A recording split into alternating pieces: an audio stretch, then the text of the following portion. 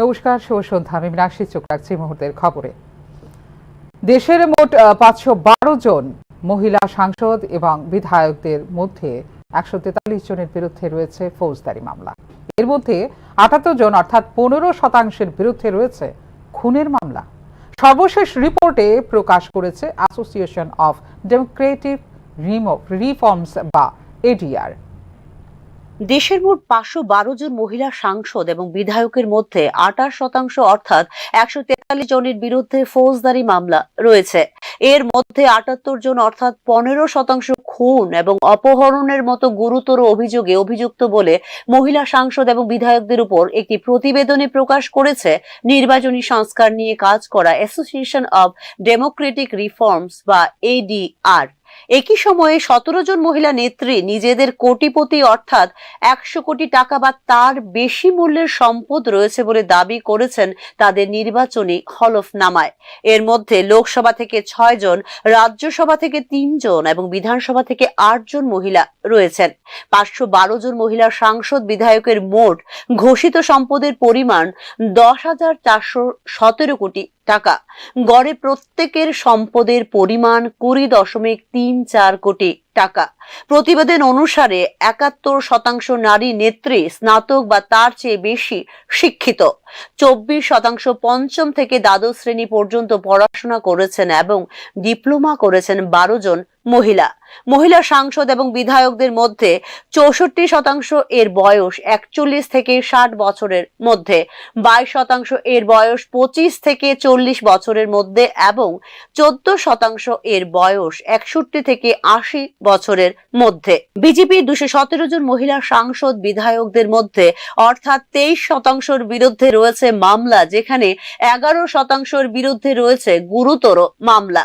কংগ্রেসের 83 জনের মধ্যে 34% এর বিরুদ্ধে ফৌজদারি মামলা রয়েছে এবং 20% এর বিরুদ্ধে রয়েছে গুরুতর অভিযোগ। টিডিপির 20 জন মহিলা বিধায়কের মধ্যে 65% এর বিরুদ্ধে মামলা রয়েছে, যেখানে 45% এর বিরুদ্ধে রয়েছে গুরুতর মামলা।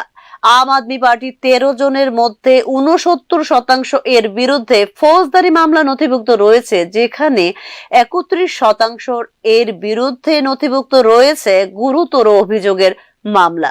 Bureau report, news now. Gujarat এবং মহারাষ্ট্রের প্রতিষ্ঠা দিবসে তাদের জনগণকে শুভেচ্ছা জানিয়েছেন ত্রিপুরা রাজ্যপাল ইন্দ্রসেনা রেড্ডি নাল্লু। এদিন ত্রিপুরা রাজভবনে উদযাপিত হয় গুজরাট মহারাষ্ট্র দিবস। গুজরাট এবং মহারাষ্ট্রের জনগণের কর্মভূমিতে অবদানের জন্য তাদের প্রশংসা করে ত্রিপুরা জনগণের পক্ষ থেকে শুভকামনাও জানান রাজ্যপাল ইন্দ্রসেনা রেড্ডি নাল্লু। এক ভারত শ্রেষ্ঠ ভারত এর চেতনায় আয়োজন করা হয়েছিল এই অনুষ্ঠানটি। আগামী দিনে উভয় রাজ্যের সাথে সকল ত্রিপুরাবাসীর আরও দৃঢ় সম্পর্ক গড়ে উঠবে বলে প্রত্যাশা ব্যক্ত করেছেন রাজ্যপাল Indrasena Reddy Nallu.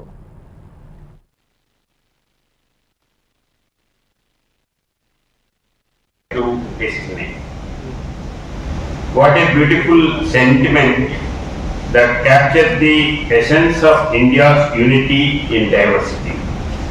Your introduction and your comments resonate deeply with the spirit of Ek Bharat, Shrestha Bharat, One India, Great India. Celebrating the formation days of Gujarat and Maharashtra is a wonderful way to honor their unique linguistic and historical contributions while reinforcing the idea that nation first unites us all. ঝুঁকি নিয়ে বিদ্যালয়ে পাঠ নিতে হচ্ছে ছাত্রছাত্রীদের। প্রতিবাদে রাস্তা অবরোধ করল সালেমা কলোনি দ্বাদশ শ্রেণী বিদ্যালয়ের ছাত্রছাত্রীরা। তাদের অভিযোগ, প্রতিদিন প্লাস্টার খুলে পড়ছে শ্রেণীকক্ষে, অথচ সেই শ্রেণীকক্ষে বসে পড়াশোনা করতে হচ্ছে তাদের। শুধু তাই নয়, যে কোনো সময় ভেঙে পড়তে পারে বিদ্যালয়ের সিলিং ফ্যান। বিদ্যালয়ে নেই পর্যাপ্ত শিক্ষক এবং বিষয় শিক্ষক বলে অভিযোগ করে ছাত্রছাত্রীরা।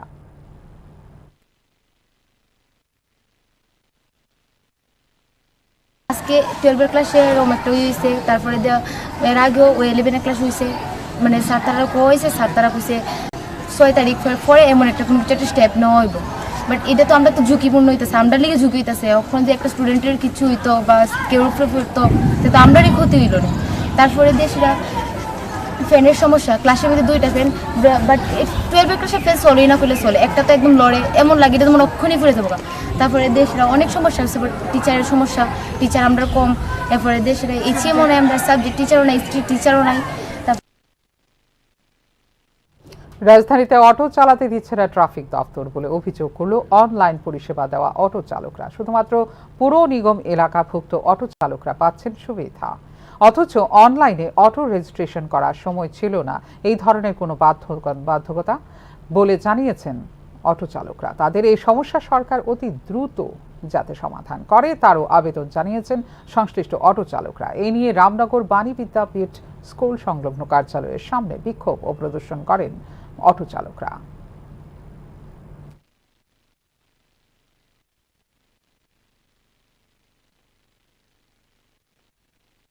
করছে যে এএমসি পারমিটে যে অটোগুলো আছে তারাই শুধু টাউনের মধ্যে চলাইতে পারবো, আগরতলা শহরের মধ্যে। ধরেন আমার পারমিট হলো আমতলী বিশালগড়, তো আমি একটা প্যাসেঞ্জার আমতলী থেকে নিলাম, নামবো ধরেন শালবাগান, তো প্যাসেঞ্জারটা কি শালবাগানের যারা আগরতলার পারমিটের অটো আছে তারা কি ওইখানে আমতলী গিয়ে প্যাসেঞ্জারটা নিব? আমতলীর অটোই তো উবেরের ট্রিপটা নিয়ে সেটা আইতে লাগবে, ঠিক আছে না? তো এইটা এইরকম নিয়ম করলে তো আর হইতো না। আর প্রথমত কথা হলো তারা যে সিস্টেম করছে যে এএমসির অটো শুধু চলতে পারবো, তো আমরা যে গাড়িটা নিছি, গাড়ি নেওয়ার সময় তো তখন আমরা এরকম কোনো পারমিটের বিষয়ে মনে করেন কথাবার্তা হয়েছে না, ঠিক আছে? মানে উবেরে যে সময় আমরা রেজিস্টার করছি, আমরা শুধু 3টা জিনিস চাই। তো আমরা তো গ্যাদারিংও করি না, আমরা জাস্ট প্যাসেঞ্জার নেই, প্যাসেঞ্জার নিয়ে ড্রপ করে সেটা আবার রিটার্ন যাইতেছি। তো এটা তো তারা কইছে যে গ্যাদারিংয়ের লেগা, টাউনের মধ্যে যানজট কমানোর লেগা এই জিনিসটা করছে, তো এটা তো হয় না। এটার উপর নির্ভর করে সেটা গাড়ির গ্যাস ঢুকাইতে গেলেও এই প্রবলেম।